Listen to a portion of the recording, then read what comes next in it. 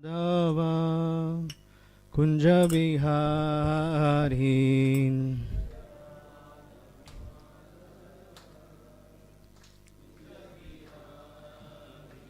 Jaya Radha Madhava Kunja Bihari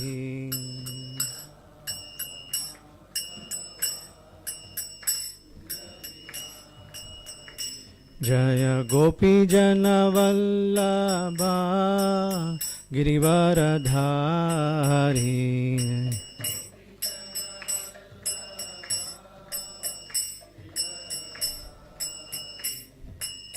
Yashodanandana Vraja Janaranjana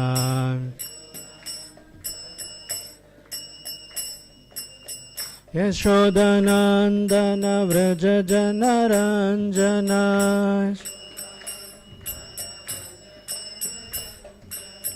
Yashodanandana Vraja Janaranjana Yashoda Yamunatira Vanachari Yamunatira Vanachari Yamunatira Jaya Radha Madhava Kunja Bihari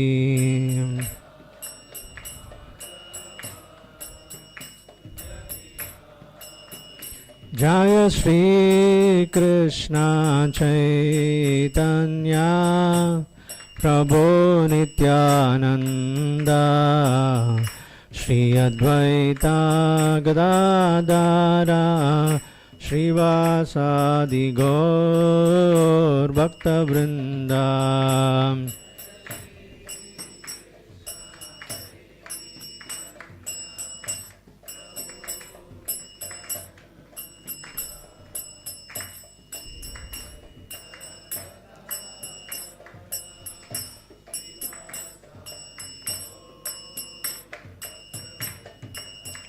Hare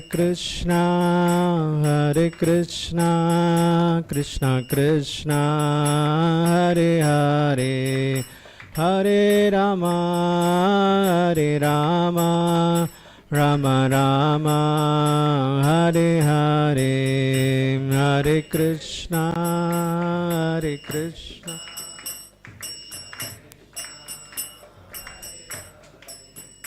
Hare Rama.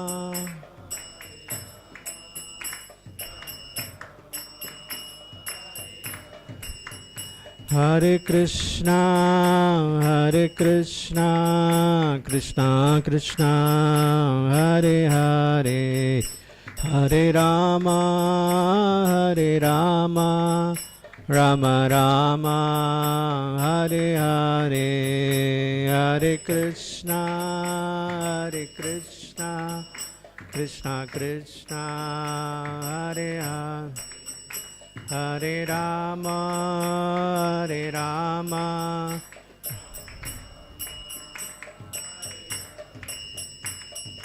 Hare Krishna, Krishna Krishna, Hare Hare, Hare Rama, Ram Ram, Hare Hare, Hare Krishna, Krishna Hare Hare, Hare Ram. Hare Krishna, Krishna Krishna, Hare Hare, Hare Rama, Ram Ram, Hare Hare. Hare Hare, Hare Rama, Ram. Nitai Gaura Hari Bol, Hari Bol, Hari Bol, Nitai Gaura Hari Bol, Nitai Gaura Hari Bol.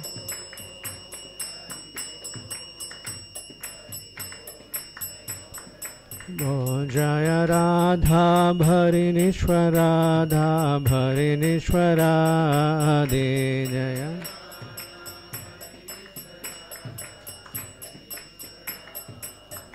Jaya Krishna Balaram Krishna Ram Jaya Vrindavana Dham.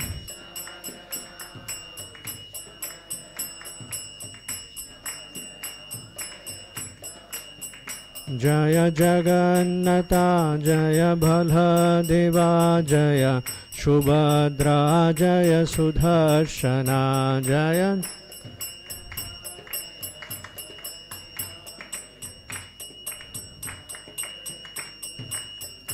Jaya Gauranitai Gauranitai Gauranitai Jaya Gauranitai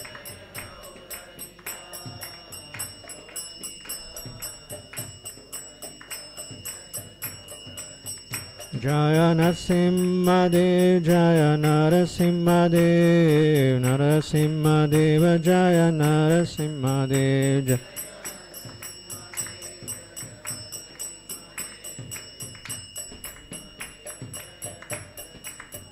Jaya Bhakta Prahlad Jaya Bhakta Prahlad Bhakta Prahlad Jaya Bhakta Prahlad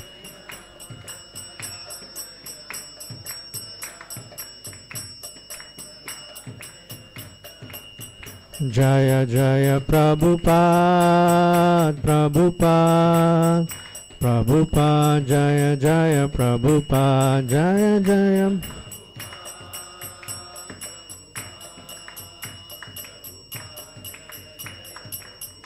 Jaya Jaya Gurudev Gurudev Gurudev Jaya Jaya Gurudev Jaya Jaya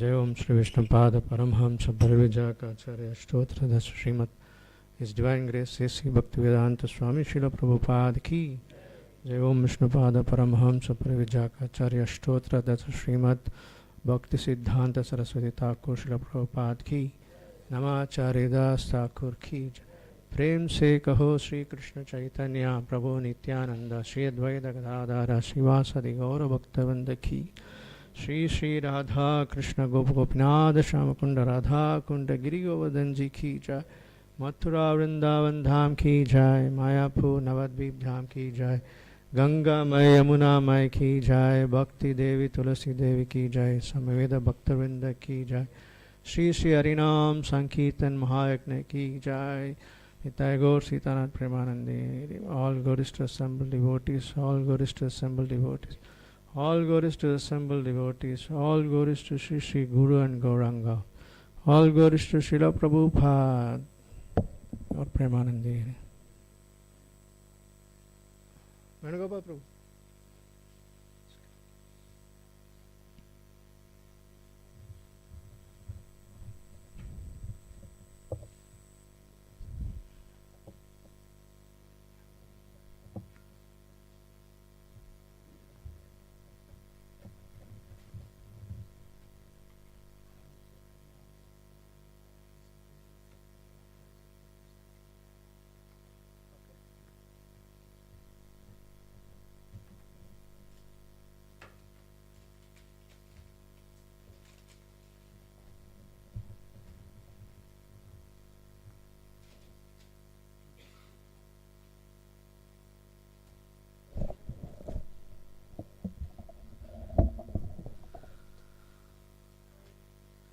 Om Namo Bhagavate Vasudevaya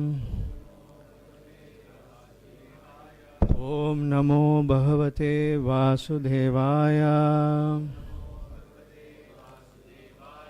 Om Namo Bhagavate Vasudevaya Narayanam Namaskrityam Naran Chaiva Narottamam Devim Saraswatim Vyasam Tato Jaya Mudirayet Nashtaprayeshu Bhadreshu Nityam Bhagavata Sevya Bhagavati Ruttama Shloke Bhaktir Bhavati Naishtaki Krishnaya Vasudevaya Devaki Nandanaya Cha Nandagopa Kumaraya Govindhaya Namo Namaha. Hare Krishna. So we are continuing Srimad Bhagavatam, Canto 4, Chapter 2. text 6, 7 and 8 today we will cover.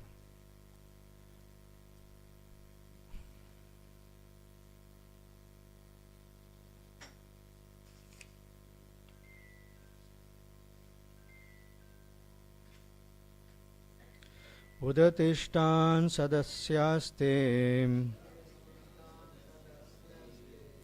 swadishnebhyah sahagnayah rite virincham charanam cha tad bhashakshipta chetasah udatishtan sadasyaste swadishnebhyah sahagnayah rite virincham sarvam cha tad bhashakshipta chetasah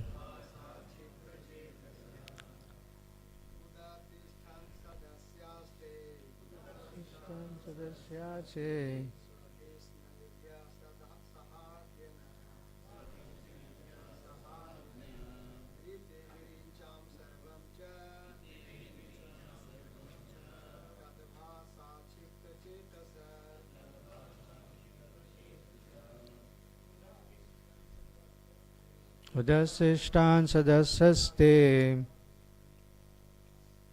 swadishnebhyah sahagnayah rite virincham sarvam cha tad bhashakshipta chetasah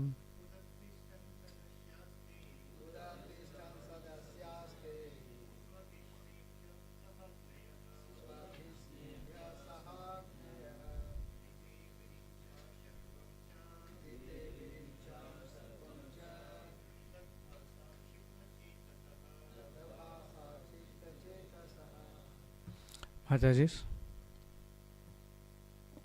Oh, there's no, okay. There's no purport for this, so we'll recite the 7th sloka.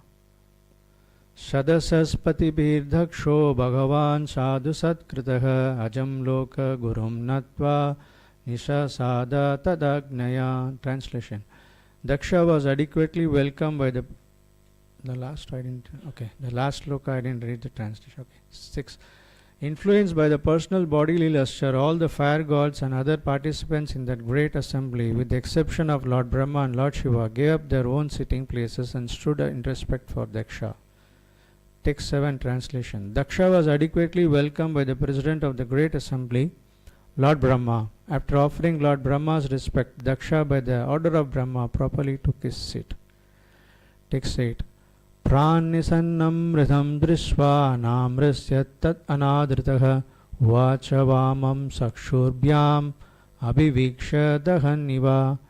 Before taking a seat, however, Daksha was very much offended to see Lord Shiva sitting and not showing him any respect. At that time, Daksha became greatly angry, and his eyes glowing, he began to speak very strongly against Lord Shiva. Is it coming in the slide? Okay. So, purport by His Divine Grace Srila Prabhupada Ki Jai. Before taking his seat, however, Daksha was very much offended to see Lord Shiva sitting and not showing him any respect. At that time, Daksha became greatly angry, and his eyes glowing, he began to speak very strongly against Lord Shiva. Purport. Lord Shiva, being the son-in-law of Daksha, was expected to show his father-in-law respect by standing with the others, but because Lord Brahma and Lord Shiva are the principal demigods, their positions are greater than Daksha's. Daksha, however, could not tolerate this, and he took it as an insult by his son-in-law. Previously also, he was not very much satisfied with Lord Shiva, for Shiva looked very poor and was niggardly in dress.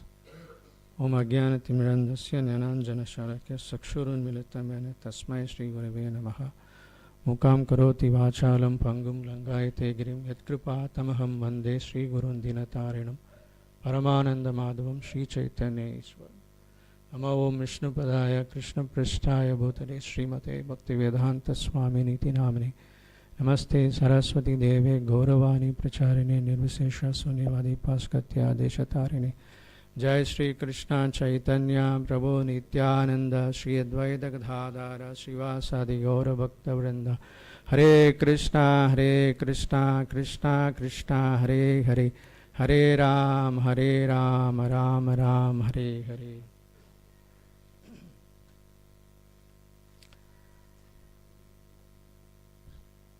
So we are in the fourth canto of Srimad Bhagavatam. Very interesting situation now. So just to give you a recap, the chapter started, how it started. Vidura is inquiring to whom? Maitreya. So he was inquiring why was Daksha, he was so affectionate towards his daughter, but he became envious of Lord Shiva, and Lord Shiva is very gentle in behavior. And why did he neglected his daughter Sati? So actually yesterday was Shivaratri, right? So it's very auspicious. We are discussing about Lord Shiva, this chapter especially. We will be continuing every week. So we know that Lord Shiva is the spiritual master of the entire world, and he is free from any enmity.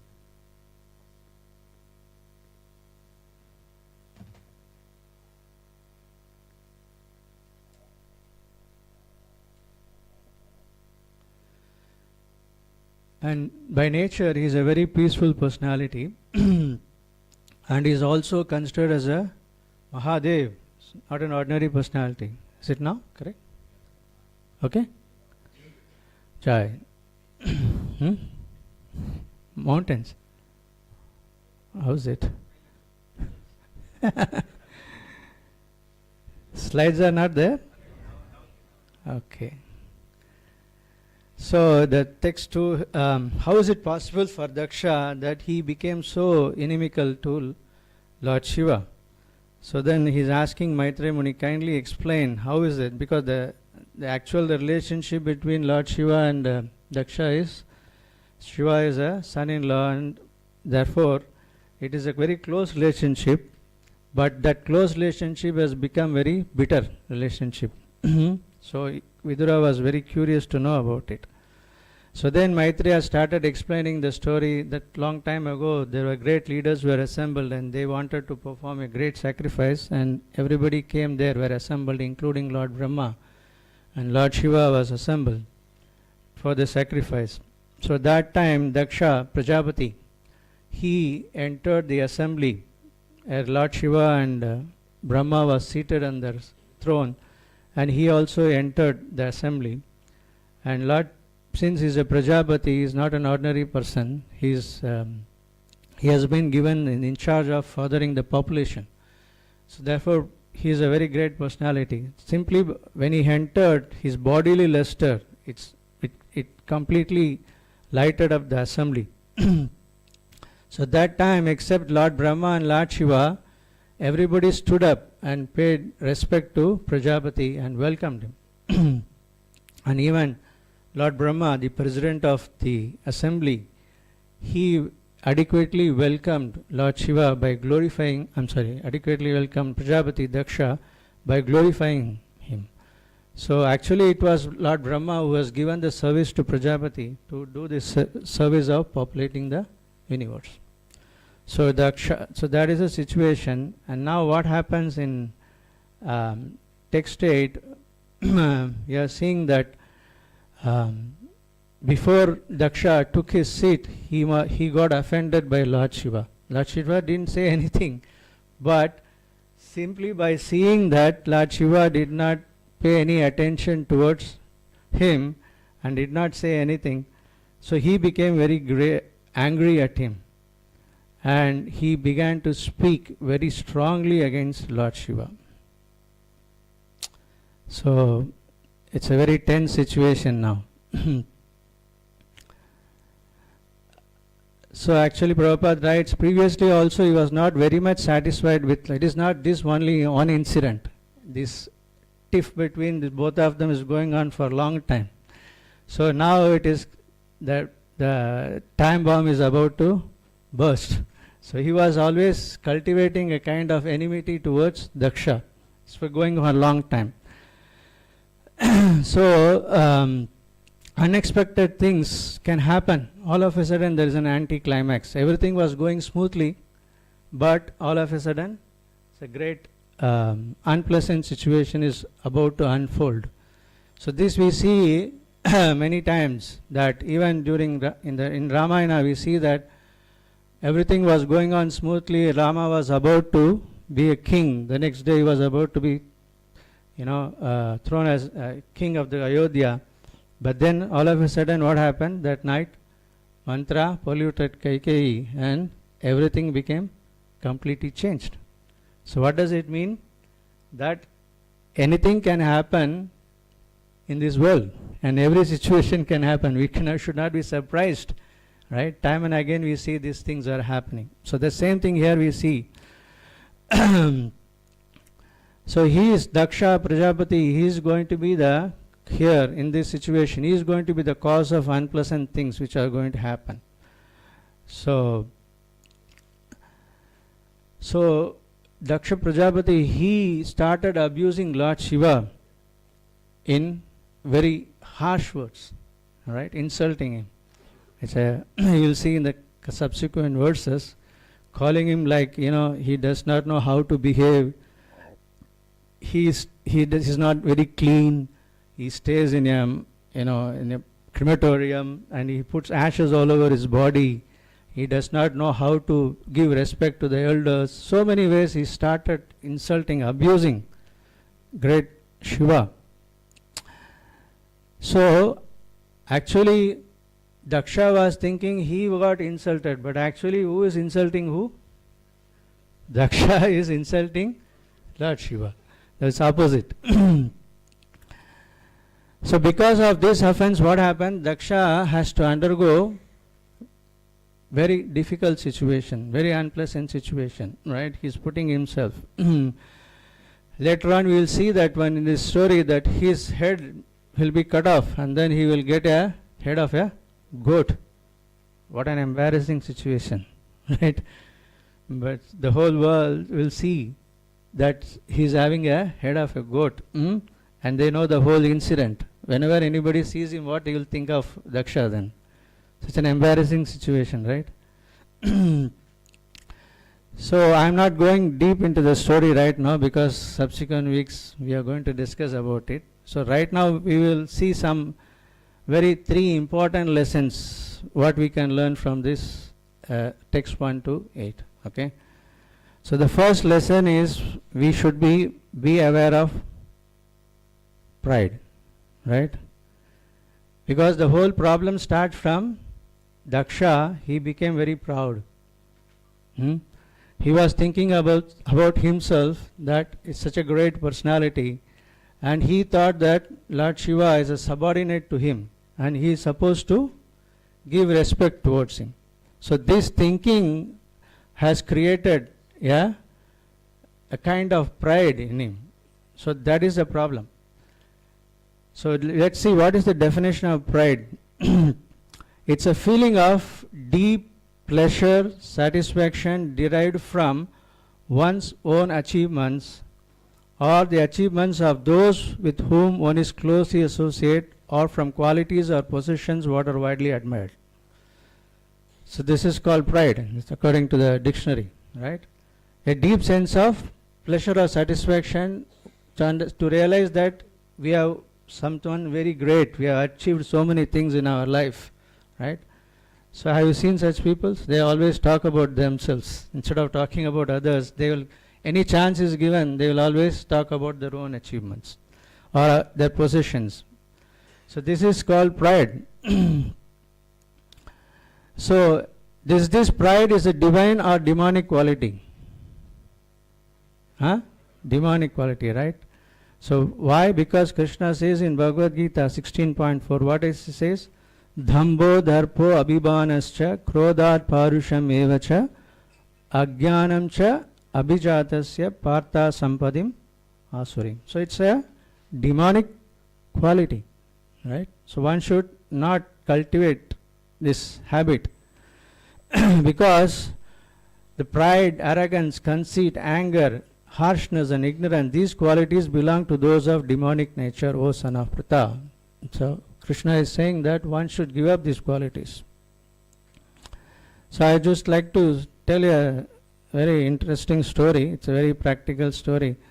Once there was a beggar. He was going towards a street and he saw a very big house is there. So he knocked the door and asked for some alms, And one young lady, she came out and she looked at him and she said, "Get out, I don't have anything to give you." Very harshly she spoke. She was like around 30 years old. And then this beggar was, very much offended. He said, "Amma, please give something at least to me." But then this young lady was not ready to, and she just chastised him. And then the beggar was feeling very dejected and he was about to go few steps and he saw that one elderly woman was entering the same house. So he made a plan and then he came back and he said, Amma, can you please give me something? And do you know what happened? She asked, "What happened?" "There's one young lady inside this house." Yeah, she's my daughter-in-law. And I asked for some alms, but she really spoke very harsh and she insulted me. She didn't give me anything. "Can you give me something?" So then she said, "Is it? You just wait here. I'll go inside and see." She went inside and then she started shouting such a way that his daughter-in-law could hear. And then she said, "Hey beggar, get out from here. Nothing I can give you."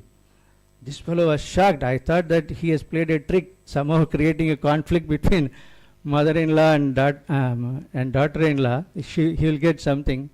But the mother-in-law also was saying the same thing. "What are you saying? Why is this for? I came here." Then she said, "I am the in charge of this house. Nobody can say no to anyone. I am the only person can say." Right? So the beggar was seeing the twist of the story, he became very alarmed. He just went off. So what do we understand from this story? That the lady in the house, she is the embodiment of pride, right? She was so much taken away by the position of that she is a mother-in-law, only she can take in charge. So this kind of superiority complex is create a lot of anxieties, difficulties, and it is a challenge in our relationship. Most of the problems in our relationship is because of pride. Now we try to, even between husband and wife, children, trying to prove who is right, who is wrong. Correct? Ultimately, if you look at the matter, it will be penniless, worthless matter. They are fighting for each other. Right? I'm sure all of us have experience of this one. After fighting, and then if you look at what is the reason for what, it's nothing, no matter at all.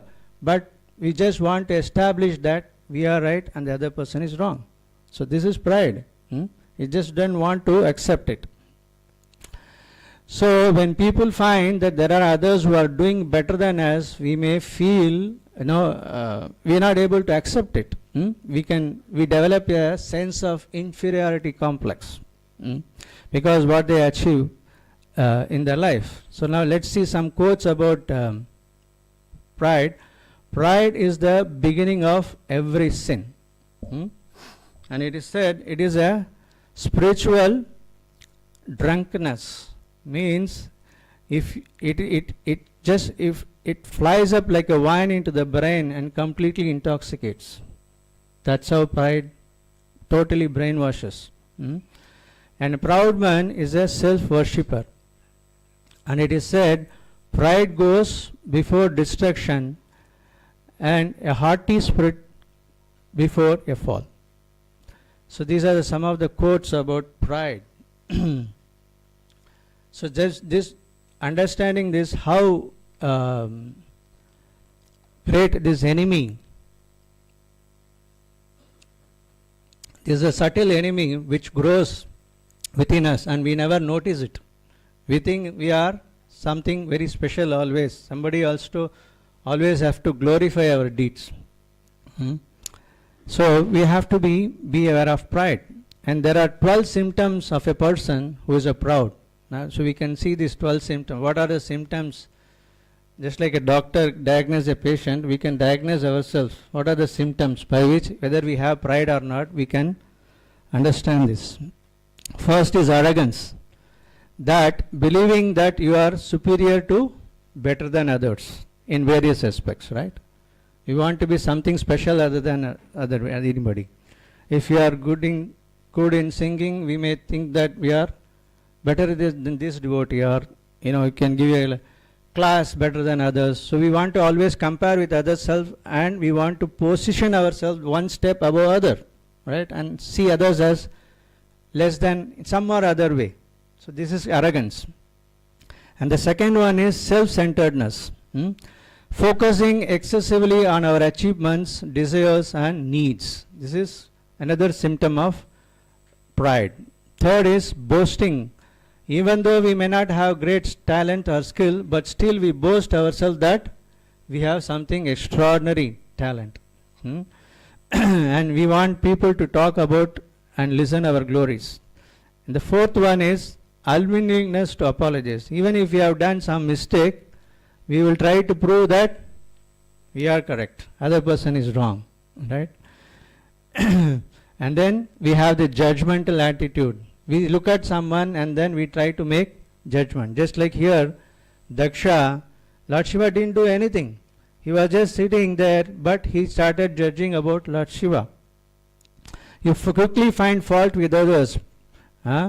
At the same time, you criticize, condemn others for showing empathy or understanding the circumstances.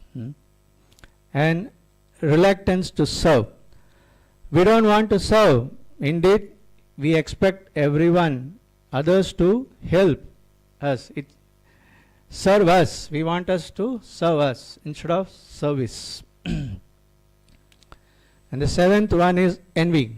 So whenever you get proud, what happens when others having something better than us, then we envy them. So here we see that Daksha, actually he was envious of Lord Shiva because Lord Shiva was situated in the highest platform of Krishna consciousness.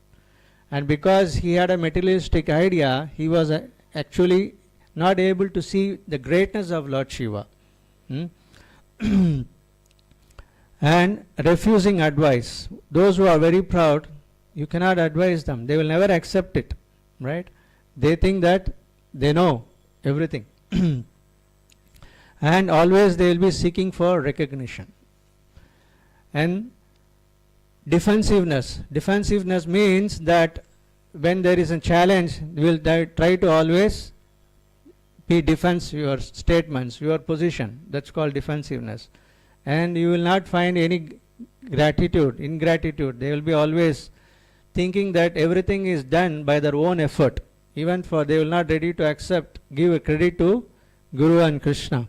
So this is ingratitude. And the last one is spiritual pride. Even in spiritual circle, you want to be spiritually superior to others. And you want to present yourself, you are holier than others, right? So this way, these are the 12 symptoms by which we can see that how pride completely, the anartha of pride completely deceives us and making us to think that we are a great person. That's why Shankaracharya is saying, Ma kuru dhana jana yavana dharvam harati nimeshat kalat sarvam maya mayamidam akilam hitva brahmapadam tvam pravisha viditva. You can see the slide? Okay. So here Shankaracharya is saying that don't be just get proud about your dhana, jana and yavana. Dhana means wealth. Jana means your friends and relatives, and yavana means your youth. Don't get, and garvam means that's pride. Don't be proud of all these things. Because why? Harati nimeshat kalat sarvam. Within a fraction of seconds, everything will be finished, right? So I was there in the last month. was there in the crematorium. My mother passed away, so I went there.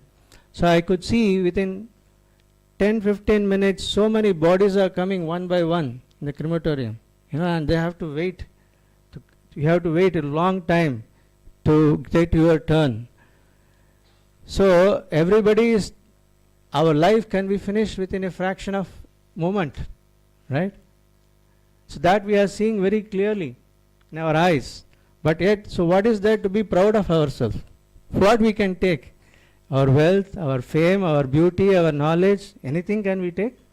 What is there to get proud of it? Nothing. So we are getting false pride only. I am so and so, I am big person, I have the control over so many things. Everything is finished here. So therefore, we should be very careful to not to get succumb to this enemy. So how do we conquer pride, overcome pride? Is to cultivate humility, genuine humility. That we are a servant of Krishna. We are just a part and parcel of, minute part and parcel of the Supreme Lord, right? If Krishna does not give us any power to speak or to hear or to see, what we can do in this life? There are many people who cannot see, who cannot hear, who cannot speak, right? So Krishna has given us so much to us. Who has given the power? It is the Supreme Lord. So we must be always grateful to Him. Therefore we have to discuss about this Krishna Katha again and again and again. Right? Then we will be reminded of these things. And we can do some menial seva. And preaching is one of the important way by which, it's a powerful way that we can, by preaching we can learn these hurdles in our path of spiritual progress. And most important thing is we should keep appreciating about others' achievements and not talk about ourselves, right? Even if it is a small thing to appreciate about others, we must always constantly practice about appreciating others' efforts. So in this way we can conquer the pride in our heart. And the next part is beware of anger. The first one is beware of pride. Second one is beware of anger. Because here we see that Daksha, he became very angry. He got insulted and became very angry, and because of that what happened? He started abusing Lord Shiva. So what is the definition of anger? It's a strong feeling of displeasure or aggressive hostility aroused by real or suspected wrong. And it's a response to frustration of an unresolved problem. Or it can be said a sudden violent displeasure accompanied with the impulse to retaliate. So in practical life one has to face arguments, fights, conflicts and disturbance, whomever you may be. No one is exempt from this, isn't it? So therefore we became, during such situation, if we don't have control over our anger, then what happens? It will make us to behave very abominably. Like we see here Daksha, how abominably he is behaving. So therefore it is very important for us to understand. There are many incidents that people cannot control their emotions. There is one commander, CSF commander. He was shot by his subordinate because he was constantly hearing that these officers are so corrupt and they do not respect the subordinates. So he was constantly hearing about it, and one day he applied for a leave, and the CSF commander, he did not approve his leave. So what he did, he took a gun and shot him, right? So just because he could not control his emotion. So nowadays we can see that it is a common in Western countries that we see that in schools, the shooting is happening. All of a sudden some children, they take, there it's a gun is easily available. They start shooting. So many people dies. Because what is the reason? Well, these children are put into so much of pressure, they are unable to handle the pressure, and there is nobody to counsel them. So they could not control their emotion and they start behaving abominably. And no one to guide them. And we know that the story, long time before it happened in Nepal, the prince of Nepal, what he did, he shot 9 people of his own relatives. And what is the reason? Just because his marriage proposal was not accepted by the family members. In royal family, this has happened. So we can understand how dangerous it is. So we'll see some of the quotes here. So men are like steel. When they lose their temper, they lose their worth. And we boil at different degrees. Each one of us has got a different temperament. Someone may be, very irritable. Few small incident also will create such an havoc. So anger is just like a wind that blows out the lamp of the mind. So if the heart is like a volcano, and how do you expect flowers to grow? So anger is one letter short of, that is danger. So anger is danger. So we have to understand these things. So now we have to know the symptoms. The common symptoms is, when you deny anger, it shows it in other actions, right? Once there was a husband and wife. They fought with each other for a long time, for hours together, and then finally they decided they will go for a ride to make the situation calm. So as he was going, the thing was going on, the husband was driving, but the same thing was running in his mind. So he was overspeeding. So as he was overspeeding, the police stopped, and then he said that, he asked, why you are going so fast? Do you know the speed limit? I know it is only 60 kilometers. I was just driving around that 60, 65 only. Then the wife started telling, no, he was driving at 85 kilometers, right? Because actually she has something in her mind. She was so angry. So when time comes, she just wants to express it like that. And then he asked that, why your tail light is broken, why you are not replaced? No, it just broke yesterday, I didn't find time. Then the wife was saying, no, for the last 1 month I have been telling him to replace the light. He did not replace it only. And he was very angry husband. Keep quiet, shut up. And then, he could not control. And then he was, policeman was asking, is he always irritable like this? Always talks like in an angry mood? No, not always. Oh, husband was thinking, oh good. Only when he's drunk he speaks like that. So, what is the moral of the story? The thing is that when somebody is angry, because actually they both are very close to each other, because their heart is not close, one wants to hurt another. When a situation comes, they want to exploit. They want to just add fuel to the fire. Correct? This is happening. I am sure all of us will have experience in our relationship with anybody. So therefore, we have to understand that if you deny anger, it is also a problem. But later on, it will come in different ways. So we can see some of the common symptoms like breaking things, blowing up at people, getting physical or hurting people, threatening, shouting. These are the common things people who get angry. They are not able to control their emotions, and they blame others for their own wrong. So these are the common symptoms. Now how to control the anger? Some common practical ways is, you can just don't react immediately. When you are getting angry, it may be good or it may be for good reason, but still you have to hold for some time. Hold your breath and chant Hare Krishna. Sure, this has helped me a lot. Definitely. Don't react immediately. Just chant the holy name. And keep 3 factories in your life. Very important thing. As Gaur Gopal Prabhu has said, these 3 factories one can have. One, the most important thing is an ice factory in our head. He says, in our ice factory in our head, to keep our mind cool always, right? You expect something unpleasant situation can happen, and keep your mind always in a cool situation.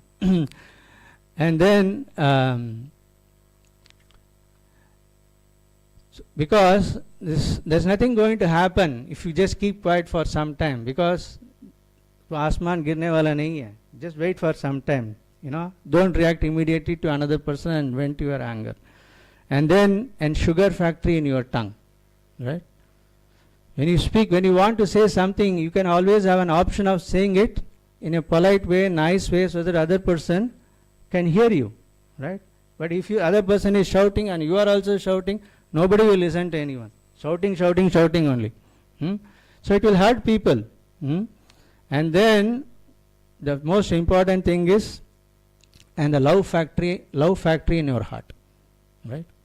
If you have love for someone, definitely you will not try to hurt somebody, right? So if these three things, if you keep yourself, then he says our life will become complete satisfactory, right? So three factories. What are the three factories? Ice factory, sugar factory, and love factory, right? So these three things, right? So in this way we can control our anger. And then the third one is tolerate provoking situations. So in our life, it always, whether you like it or not, there will be always situations which will provoke you. You have to expect that one. Life is not going to be always smooth. So here we see that one, Lord Shiva here is a great personality, but he was in a very provoking situation. Imagine that you are in a public place, so many great personalities are sitting and you are also sitting, you are considered as the greatest of all the devatas, and all of a sudden somebody is coming and insulting you and abusing so many words, bad words, and how will you feel that? It's completely a provoking situation, isn't it? If an ordinary personality is there, what he would have done? He would have got up and he would have, Prajapati ko, he would have given some abusive words, right? But what Lord Shiva did? He was completely peaceful. He was not at all affected. He just didn't even utter a word, right? He just complete, because he was always meditating about Lord Krishna, right? So there is an interesting story. Once Alexander the Great, he was visiting, he conquered the whole over the world, and then he finally came to India and he came to Vrindavan.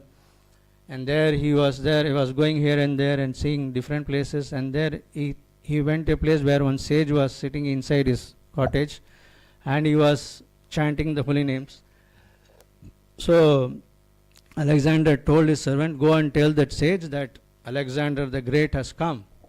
Okay, so this fellow went inside and told the sage that such a great emperor has come. So that sage was saying, okay, you can ask, if you want to meet me, you can ask him to come and inside my cottage and we can talk. So he went and told Alexander, this is what the sage has said. Alexander thought he did not properly introduce him properly. Otherwise he was expecting the sage would come outside and giving Purna Kumbha, please come inside.